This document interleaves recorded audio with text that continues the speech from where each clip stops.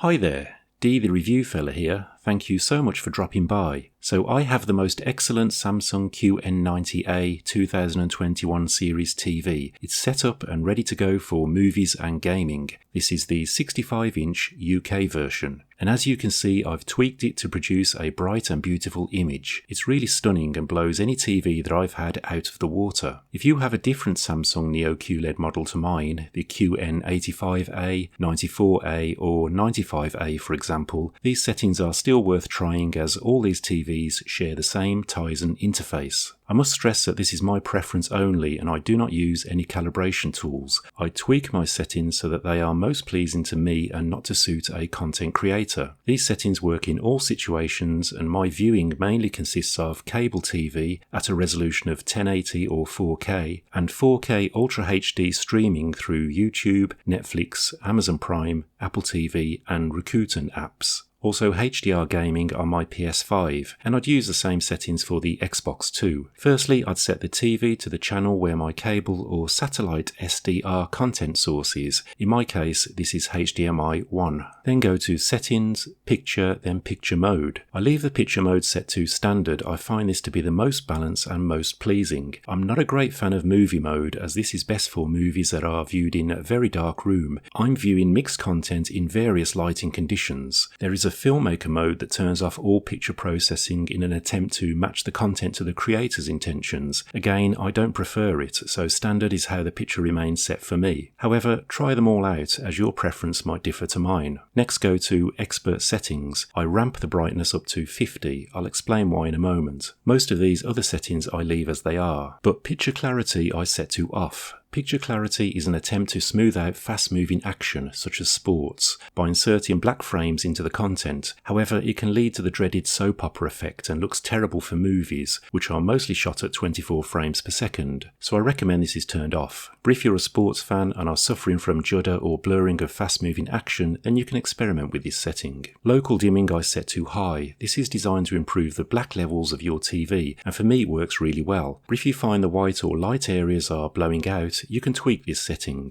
Contrast enhancer I set to low for SDR content. This does exactly what it says on the tin, and again it's a matter of taste, but I prefer this to low for SDR content. I leave the gamma set to BT1886. This is now an industry standard and recommended by the ITU, and many creators are aiming for this when making their content, so it makes perfect sense. The gamma is different for HDR content, which I'll cover shortly. If you had your TV calibrated, the calibrator may aim more for 2.2. You can try this out and see which one you prefer, but for me, BT1886 is the most pleasing. I leave the colour space setting set to native. This seems to be the most natural to me. That's all the tweaks on that page. Now go to General and down to External Device Manager, then to Game Mode Settings. If you're not a gamer, then ignore this bit, but if you do game, then I'd recommend this set to Auto. This will mean that as soon as you turn on your PlayStation or Xbox, for example, your TV will switch to game mode, with the correct gamma and picture settings. That's all I do for game mode, nothing more. Now on to power and energy saving. One thing that will ruin your viewing experience is if you just can't get the brightness right in all situations, and brightness optimization works really well for me. I set this to on with a minimum brightness level of 21. This means that the TV will slowly auto-adjust the brightness taking into account the ambient light conditions. It's subtle and you'll hardly notice it.